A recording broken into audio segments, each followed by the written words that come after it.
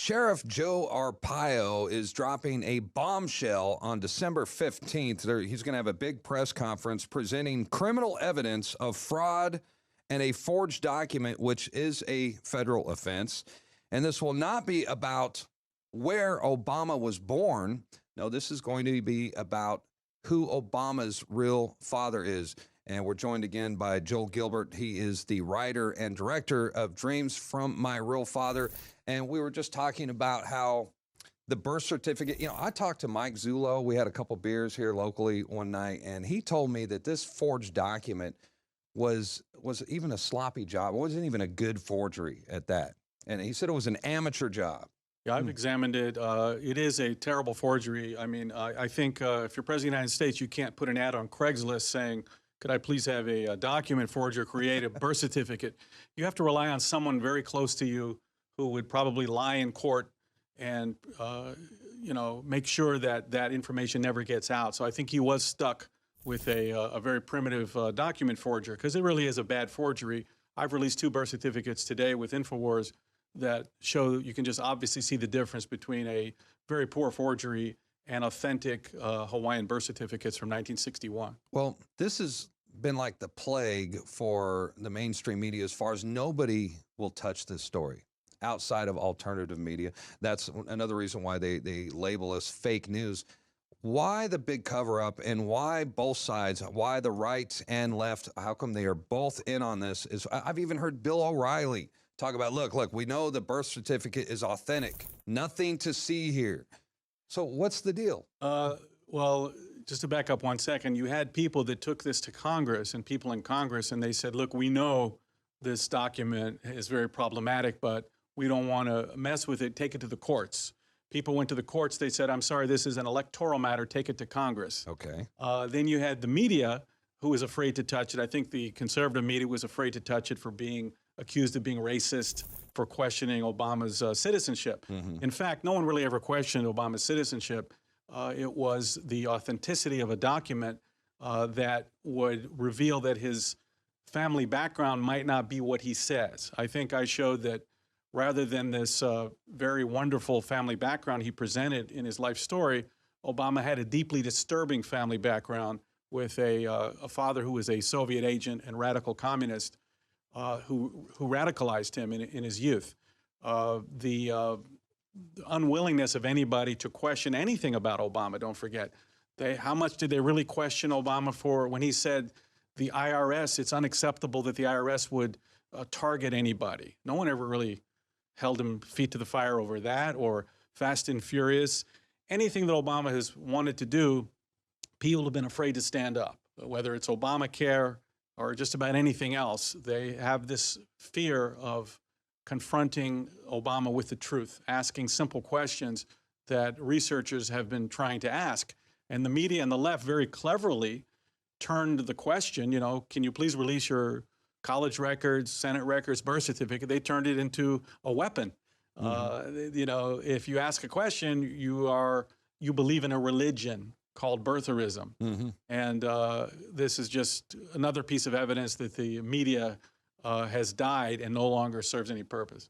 Well, I want to hear more about his childhood and when he was a young adult. And I want to hear more about the Hubba Hubba strip club and Honey Harlow. And do you think that she's the famous stripper who allegedly appeared with Obama's mom in those nude photos? Right. We obtained a lot of nude photos that show Ann Dunham at Frank Marshall Davis's house. I went to his house for the purpose of showing that there's a good chance of a relationship between Davis and Obama's mother. And one of the 4 strippers in the photos, I think, is very clearly Honey Harlow. Honey Harlow was a very famous stripper in the 50s, an actress, ex-wife of Lenny Bruce, the famous comedian. And she lived in Honolulu all those years. And I think that's clearly her in the photo I've released today, along with a picture of her at Hubba Hubba. Keith Kakagawa told me the stories about how Frank Marshall Davis would take Obama down to Hubba Hubba, where Honey Harlow was the manager. By the way, I forgot to mention in the other interview that Obama's grandfather, Stanley, was an insurance agent, and he said that he was also the insurance agent for Hubba Hubba, and that he would get about a 10% kickback that would go to Frank. So it was a very, intimate and nefarious relationship between all these people for many, many years.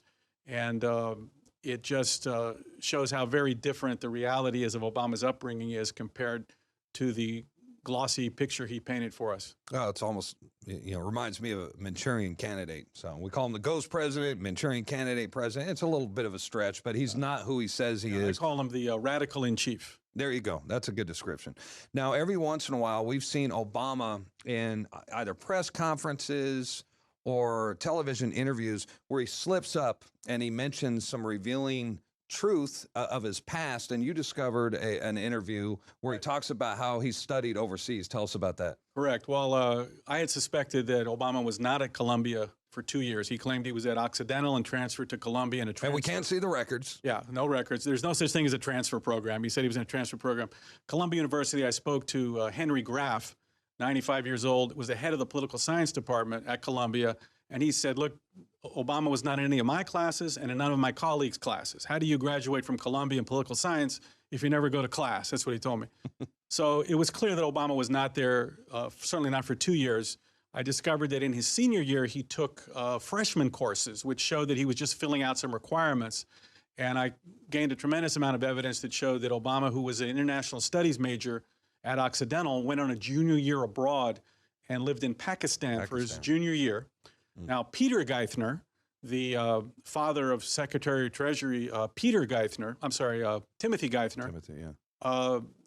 Peter Geithner was the head of the Foreign Foundation in Asia, lived in Hong Kong, and Ann Dunham, Obama's mother, worked for Peter Geithner those years. So I spoke to Peter Geithner about 2 years ago, and he told me that Obama had a scholarship from the Ford Foundation to go to Columbia in his senior year.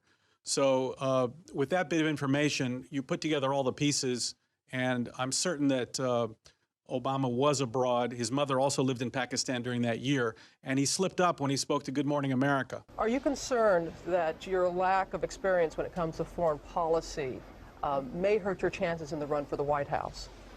Well, actually, my experience in foreign policy is probably more diverse than most others in the field. I mean, I'm somebody who has actually lived overseas. Somebody who has studied overseas. I majored in international relations.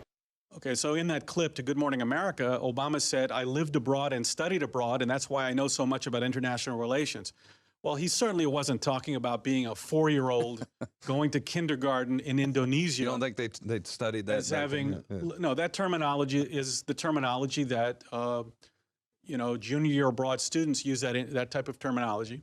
He slipped up. And he just kind of slipped up. So his affinity, this explains Obama's cultural affinity and political affinity with Islam and the Islamic world, living as an adult in a Muslim country.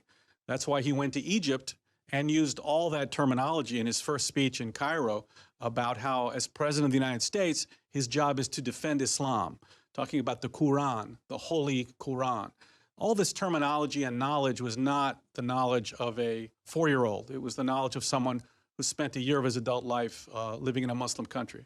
Well, absolutely. And what gets me is we were talking earlier about the mainstream media being very critical of Donald Trump for getting his news and even his intelligence reports is how they phrase it from InfoWars.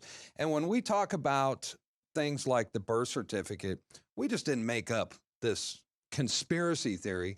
No, we sent our reporters to a press conference in 2012 from Sheriff Joe Arpaio and his cold case posse. This was a team of investigators, and this is what these guys do. They investigate forgeries. They investigate frauds. They're the ones that held a press conference. We covered it. Joe Gilbert is an investigator. He's uncovered a lot of this information. So this really needs to be looked at. Joe Gilbert, you got the last word. Yeah, look, the birth certificate is one small piece of the puzzle, which explains that why Barack Obama had a radical presidency, open the borders, diminish American power abroad, abandon our allies, force government-controlled health care upon the United States. Obama learned in Chicago from his mentor, Bill Ayers, the terrorist emeritus from the Weather Underground. He learned that you don't tell the truth. You look people in the eye and tell them you want to help working families. Mm-hmm. And when you get into office, you throw the electorate under the bus and pursue the agenda that no one voted for. And that's what happened to America the past 8 years. So I enforce all the laws. And by the way, that investigation is not done yet. Oh, it's still ongoing? You asked me the question, how many times I investigate the president? Okay, so tell me the status of that I'm not going investigation. to, I don't have the current status right now. Well, you're the one who brought it up. No, I'm saying You said the investigation okay. was still ongoing. Right, okay. What's going on? I don't have the current status. Then how do you know it's ongoing? Because I know it's ongoing, but Who's I don't have all the conducting details. I don't have all the details right now. Who's conducting it? I have investigators free of charge, no cost to the taxpayers. Who are they? It's my volunteer posse member. Okay, what's his name or her name? Well, Mike Zullo. Mike Zullo? Yes. How do you spell that? Zullo. Is Mike Zullo a law enforcement officer? He's a posse member which has authority under the constitutional sheriff. Is he post certified? No. He gets his authority from the sheriff. You know, Sheriff, I'm not kidding you. Stop that. No, you're asking me the questions. Stop that, Sheriff. You open the door, and I'm giving you an answer. Stop. I'm going to object to the form. You're not asking him a question. You want to get into an argument with him, do it somewhere else. I'm just telling him. You open the Sheriff, door, and that I'm is- trying to be honest and answer your question, okay? Steve, if okay. you're done with your questions, we can wrap it up Okay. and Okay. go home. Just 1 second. No, I'm just telling you what you're doing is crazy, and you should stop. I won't even respond to Sheriff Joe Arpaio says he suspects President Obama's birth certificate is a fake. We believe probable cause exists indicating that forgery and fraud may have been committed. Arpaio says his team of volunteer investigators believes President Obama's birth certificate is computer generated, and they say they have a person of interest that may be involved in that hoax. So what is next? CBS 5's Heather Moore has been trying to get the answer to that question all night. Heather, what did you come up with?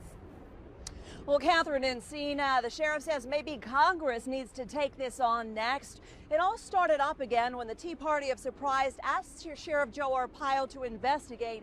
He in turn asked his volunteer cold case posse to dig in. Now, we spoke with the head of that team this afternoon who refused to talk to us about that so-called person of interest. However, he did say this may be the biggest scandal perpetrated on the American people. One of the biggest scandals, rather, perpetrated on the American people. Oh my God. Nobody wanted this. Nobody wants to think this is happening, in their country. Lead investigator Michael Zullo claims the group didn't set out to take down the president. Our goal in the beginning was to prove this document authentic.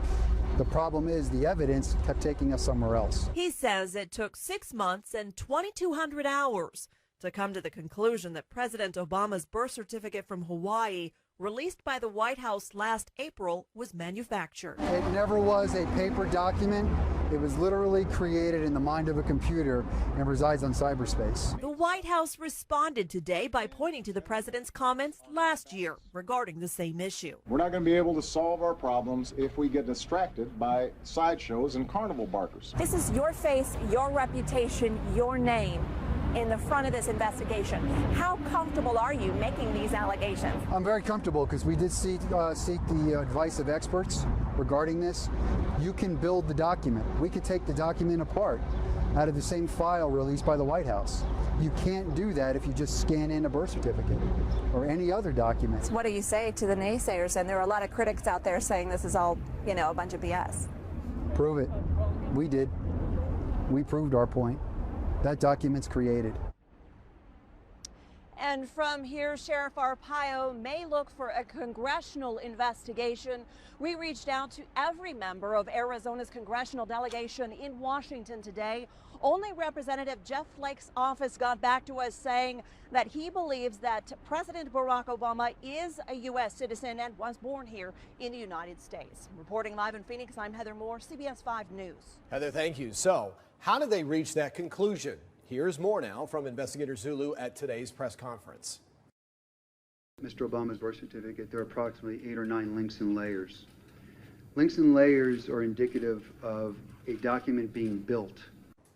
The birth certificate was compared to a controlled document that investigators scanned into a computer. After close examination, Zulu said there were several inconsistencies between the two. One had to do with the so-called green safety paper. Investigators say it should be seen on the onset of the birth certificate, but they determined it was the last element applied to the document. Zulu also claims the register and date stamps can be moved around. He says if the document was authentic, he wouldn't be able to do that. Whoever created this document imported that register stamp and that date stamp, laid it on a white background, and then filled in the green safety paper around it. Zulu tells us Obama's birth certificate failed every test they put it through. All 6 videos explaining the steps of the investigation were uploaded to YouTube by the user Tea Party Power Hour. CBS 5 viewers are speaking their minds on this one. Penny wrote, "What the heck is going on with this state? We have a disrespectful governor and a sheriff that is going rogue. Has everyone in power in Arizona lost their ever-loving minds? For Pete's sake, we have a lot bigger problems than this." Margie says the birth certificate should have been presented before Obama ever ran for president. Why wasn't it? He is undermining our country in a multitude of ways that the media refuses to expose. I wish I could trust our president, just can't. Susan chimed in, "It's costing us nothing to investigate Obama. I think he's a fraud. Did it occur to anyone that Obama is pushing amnesty so hard because he's illegal? I say more power to Sheriff Arpaio."